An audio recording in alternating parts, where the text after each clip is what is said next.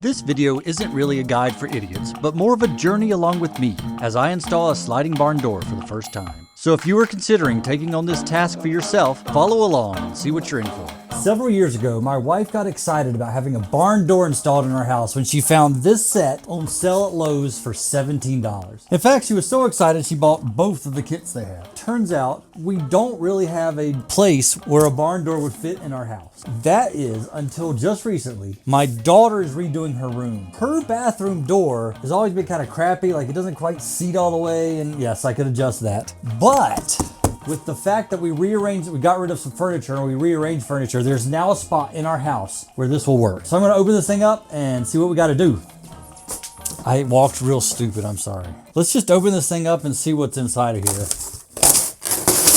How tall is it? Is it all the way? Ugh. What do we got? Foam. Bracket. Foam. There's instructions. Instructions. Mounting hardware. All right, let's make sure there's nothing else in here. She did ask me, she goes, was it dumb to buy both of them? And I said, no, because for $17, this piece of wood's worth it. Quick hang barn door track assembly. Cut out acorn nut protectors for step 1A. Where the hell do the acorn nuts go? Does it tell you how high above the ground? Door height plus 1 3/4 inch to track height. This is the door, so it'll be moving this way, 40 inches.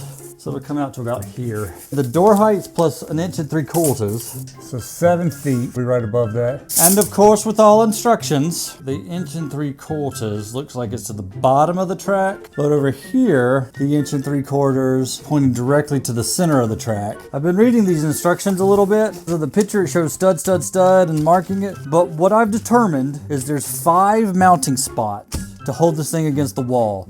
You need these 3 that are above the door to be into studs. And if you get lucky, you can put these in studs. If you're not getting lucky, there's this anchor system for attaching those 2. So I'm just gonna take this thing up and just start seeing what I can do. I walked up the stairs, so if I'm breathing hard, it's because I'm fat and out of shape. All right, I'm just gonna take this door off on the hinges. Of course, I'm using my Fantic from Costco or probably online anywhere. My drill driver would probably be better for this, but I love this little thing. Let's take this last one out and see what happens. Ta-da! Ta-da! Old screw go. Is it still attached to the hinge? Okay, well, 1, 2, 3, 4, 5, 6, 7, 8. I have lost a screw. I did not hear it hit the ground. It's not over there, so I'm assuming it'll end up in my car tire. I just painted these walls and I don't want to mess them up. 7 feet and a quarter. It's supposed to be 1 3/4 inches, so 1.5 inches. I'm just gonna assume that's the bottom. How thick is the track? The track is 1.5 inches. So the center of the track is 3/4 of an inch. 1.5 inches plus 3/4, and you're supposed to come out 1.5 inches from the opening. So that's right above this little goober. That is where one of those holes should be. And then the rest of it just needs to be level. All right, it's not gonna work. This is just such a small door. Screw it, we're just gonna do it anyway. Pick it up and then hold it. Bring it down a little so it feels level. Bring yours down just a little bit. Stop, right there.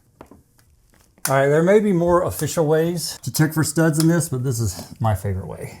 Poke holes in the wall? Yeah. Stud, header, and then hopefully there's one right here. Ooh, but I doubt it. I think this is gonna be open. Yeah, that one's open. No. No. The kit comes with 4 of those anchors, and there's only 5 holes, so I assume as long as one is in the stud, we should be okay. What I want you to do is just get it close to the hole. Here a little. Raise your end up a little bit. Can you see a hole in your last one? Yeah. Just hold it against the wall. See what I'm doing? See how I'm kind of circling the whole thing? Do that. Still holding it against the wall. It stopped. Okay, for the wood holes, 7 and 30 seconds. Right here. And then for the anchors, 3/4 inch spade. Whoa, that's huge. I know. Insert anchor. This is the anchor. So you do it like this. This goes into here and it pops up. And then you pull that against there and then you push this forward Okay, like that.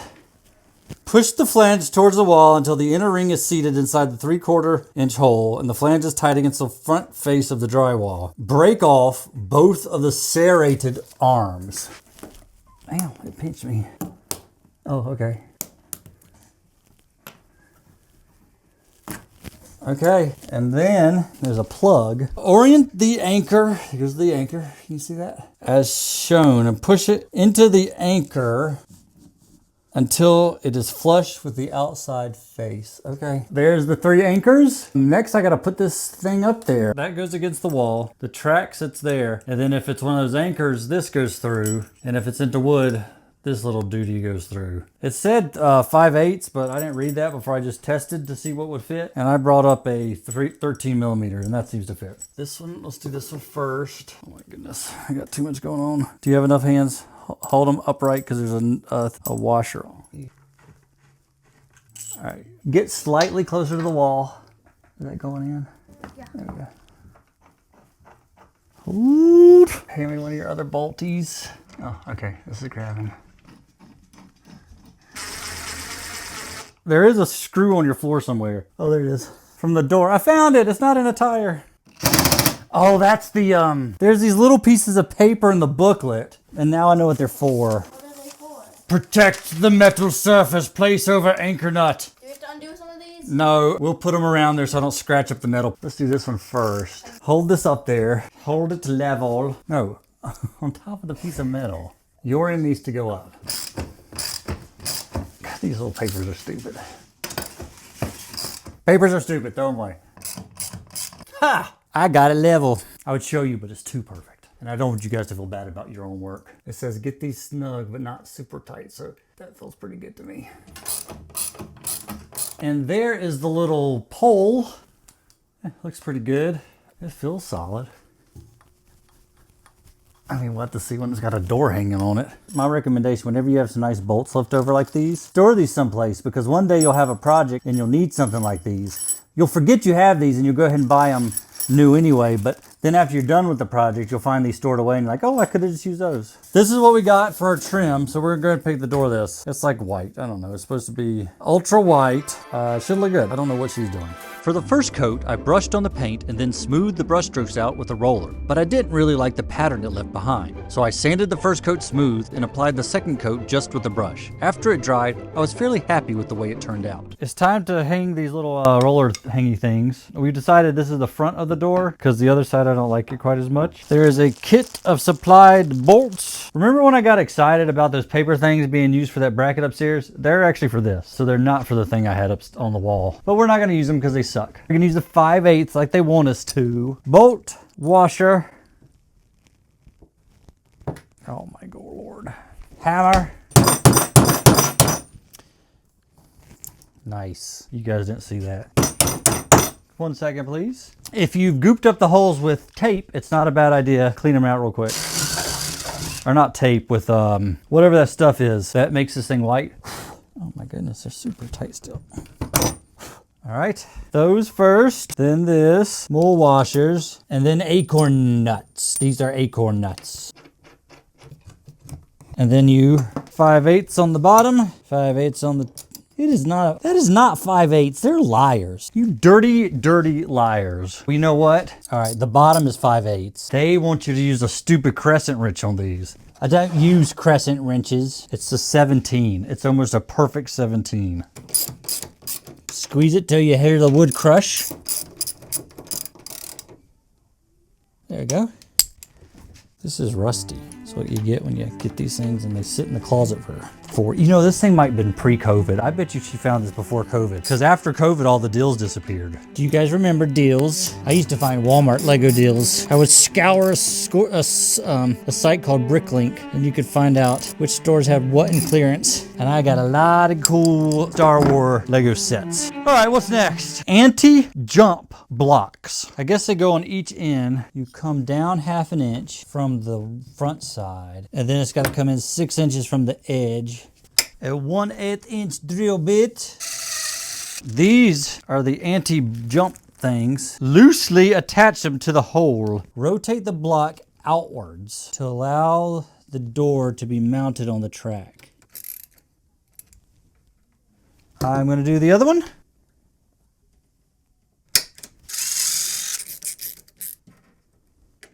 Ta-da! Time to put the handle on. And they give you another handy dandy template. Maybe I'll use this one correctly. All right, line up, line up, line up, line up. 1, 2, hold. And now drill 5 30-seconds. Drill a 1-inch pilot hole using the 5/8. Do not drill through the wood. All right, 1 inch. What the? This doesn't fit. Let's zoom in to show you this loveliness. So those are the 2 holes I just drilled. As you can see, my template lines up perfectly. Yet when I bring my drill down, my knob down, you can see that hole, but you can't see that. Or you can see that hole, but you can't see that hole. Well, let's line this up with the template. Yeah, that's way off. Well, not way off, but should it be bent? Maybe I need to bend it. No, I'm not bending that. All right, so let's drill another hole. 1, 2. All right, template's trash. Ta-da! All right, right there. Hoo-ha!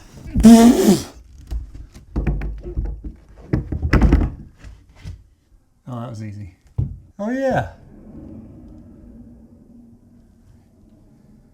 It probably just fall right off the edge. Oh, that's so smooth. When you put stoppers on, right? And it doesn't hit the ground. I might be too high off the ground, but I don't care. You gotta put the stoppers on. Can you see me? There's 2 little rubber ends. One goes over here, but the problem is I can't put it on the other end because I have the other end right up against the wall. So I'm gonna take the door back off and then we'll put these both on. I think this should just come right off.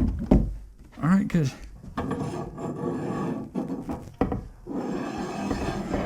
Well, I don't like that noise at all. Ooh. You open the door as far as you would want the door to open, which is right here, because it doesn't need to go past the hole. And then you bring the stopper, and that is where we'll tighten the stopper. There's a little Allen wrench that comes with said stopper, and there's little set screws. Oh, at the bottom, tighten these. And then now, yay! And then the other side, right there, so it doesn't bang up against the wall. We also have, you can't see them, they're little tiny plastic doody by job. I don't even know why. I guess it just makes it look a little more finished, like it's actually a piece of steel that somebody hammered a little rivet into. But it's rather useless. Useless. They could have just had it. Oh, why are you pushing me out of the way? The cameraman should not interfere. Doot, doot. They just snapped in. Yay. And the last step, as you can see, this thing could precariously flip back and forth. There's 2 options. There's one that can attach to the floor, and then there's this dude that'll attach to the wall. And I think what you do, you attach it to the wall, like that, I guess. All right, this would be the far edge of the bump stop. Does it go past that, though? All right, that's where it needs to go, but how the hell do I do that? I have to take the door off the thing. So let's figure out how high it goes, though. I need a pencil. So I have the little stopper I wanted, but of course you can't get to it because of the door. Well, good, that was useless. And I'm sitting on the other door. Here, let me hold it right there and see if the whole thing will slide.